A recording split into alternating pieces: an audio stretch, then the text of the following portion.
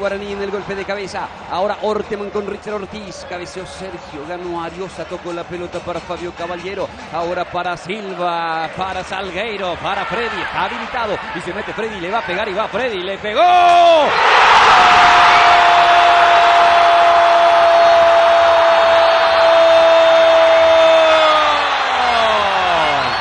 ¡Qué golazo!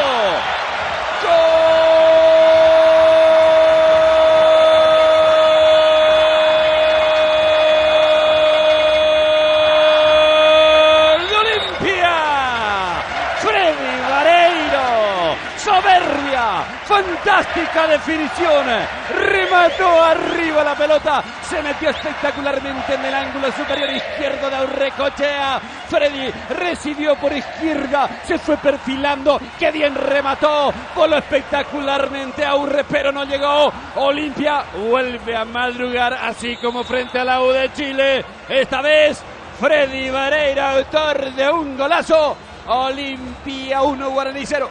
Qué gran gol de Freddy. Él estaba buscando realmente apoyo hacia la derecha y todavía no estaba muy clara la situación, y mientras tanto ya había adquirido una posición de remate, le dio una caricia a la pelota en la cual no le aplica tanta velocidad, pero sí una colocación extraordinaria que no le deja ninguna chance a Aurrecochea a pesar de su esfuerzo. Un gol de aquellos que se guardan en la colección porque fue de una enorme factura.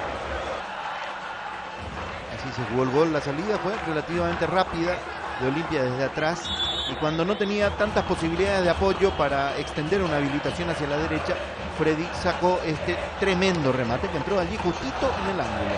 Pero qué rápida y justo le pasó la pelota, qué rápida la acción de Salgueiro para habilitar a Freddy.